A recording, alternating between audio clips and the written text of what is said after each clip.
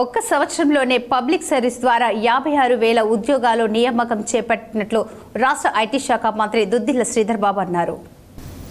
ఈ మేరకు రామగిరి మండల కేంద్రంలోని శ్రీపాద భవన్లో ఎమ్మెల్సీ ఎలక్షన్ ప్రచారంలో భాగంగా ఏర్పాటు చేసిన విలేకరుల సమావేశంలో మంత్రి మాట్లాడుతూ గత ప్రభుత్వం రాష్ట్రాన్ని 7 లక్షల కోట్ల అప్పుల పాలు చేసిందని, అప్పులను వడ్డీలకు 20,000 కోట్ల రూపాయలు చెల్లించామని ఐటీ శాఖ మంత్రి దుద్దిళ్ల శ్రీధర్ బాబు అన్నారు. అలాగే కరీంనగర్, ఆదిలాబాద్, మెదక్, నిజామాబాద్ ఎమ్మెల్సీ అభ్యర్థిగా కాంగ్రెస్ బలపరిచిన ఎమ్మెల్సీ అభ్యర్థి ఊట్నూరి నరేందర్ రెడ్డిని ఈ నెల 27న జరిగే ఎన్నికల్లో ఓట్లు వేసి గెలిపించాలని ఆయన కోరారు. అలాగే నరేందర్ రెడ్డి విద్యా సంస్థల్లో నెలకొల్పి నాణ్యమైన విద్యను అందించి ఎందరో విద్యార్థులకు డాక్టర్లుగా, ఇంజనీర్లుగా, లాయర్లుగా తీర్చిదిద్దారని, ప్రభుత్వంలో కాంగ్రెస్ బలపరిచిన అభ్యర్థిని గెలిపిస్తే శాసన మండలిలో ప్రతి నిరుద్యోగి సమస్యలు నెరవేర్చడానికి ఆయన కృషి చేస్తారని చెప్పారు.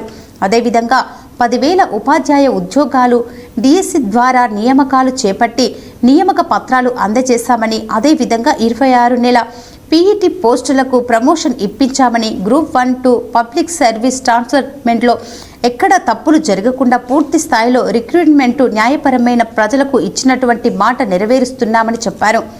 కాంగ్రెస్ ప్రభుత్వం ఒకవైపు అభివృద్ధి, మరోవైపు సంక్షేమం చేస్తూ ముందుకు వెళ్తుందన్నారు.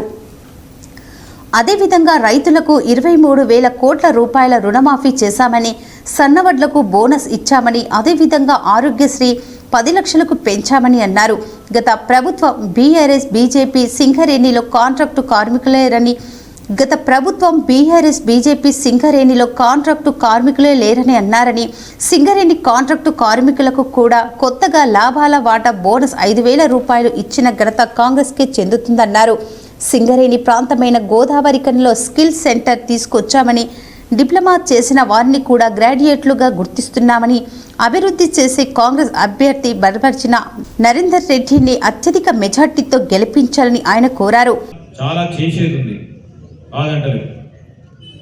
నిరుద్యోగ యువతి యువకులకు, ఈ గ్రాడ్యుయేట్ సోదరులకు, సోదరిమణులకు ప్రభుత్వానికి సంబంధించి ఇంకేదైనా సమస్యలు, ఆ సమస్య పరిష్కారం ప్రభుత్వం, కాంగ్రెస్ పార్టీ ప్రభుత్వం ఉంది. మరి ముఖ్యమంత్రి రేవంత్ రెడ్డి గారు ప్రత్యేక చొరవతో సమస్యలను పరిష్కారం చేయాలని ప్రయత్నం చేస్తూ ఉన్న తరుణంలో మీకు ఏదైనా సమస్యలు ఉంటే అది కాంగ్రెస్ పార్టీ ప్రభుత్వంతోనే సాధ్యం. ఎందుకంటే రాష్ట్ర ప్రభుత్వం కాంగ్రెస్ పార్టీ ప్రభుత్వంలో ఉంది. ఇది కేంద్రానికి సంబంధించిన ఎన్నిక కాదు.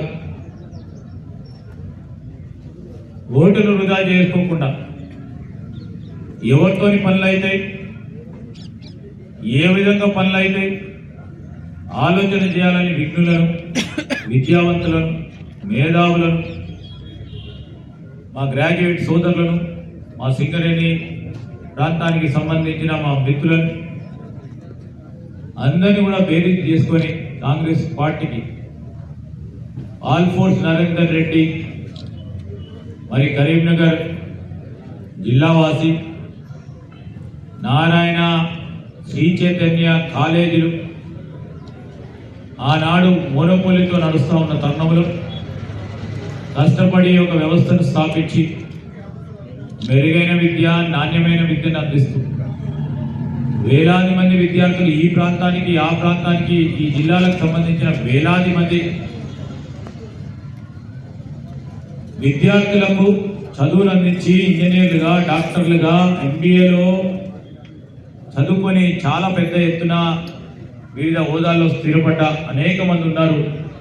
వీరిచ్చిన విద్య ద్వారా ఇవన్నీ కూడా దృష్టి పెట్టుకొని అవగాహన ఉన్న వ్యక్తిగా ఒక పరంగా ఉద్యోగ సమస్యలు, ఇంకో పరంగా ఉపాధ్యాయ సమస్యలు, ఇంకో పరంగా నిరుద్యోగ యువతకు సంబంధించిన అంశం విషయంలో ప్రత్యేక దృష్టి సారించాలని వీటన్నింటి పట్ల అవగాహన ఉన్న వ్యక్తిగా ప్రభుత్వంలో మా సహచర శాసన మండలి సభ్యుడిగా ఉంటే ప్రభుత్వంతో అనునిత్యం అనుసంధానం చేస్తూ ఈ వర్గాలన్నింటికి సంబంధించిన సమస్యలను పరిష్కారం చేసే యోచన ఉండే వ్యక్తిని కాంగ్రెస్ పార్టీ ఎంపిక చేసి అభ్యర్థిగా ఈరోజు పట్టభద్రుల ముందర పెట్టడం జరిగింది.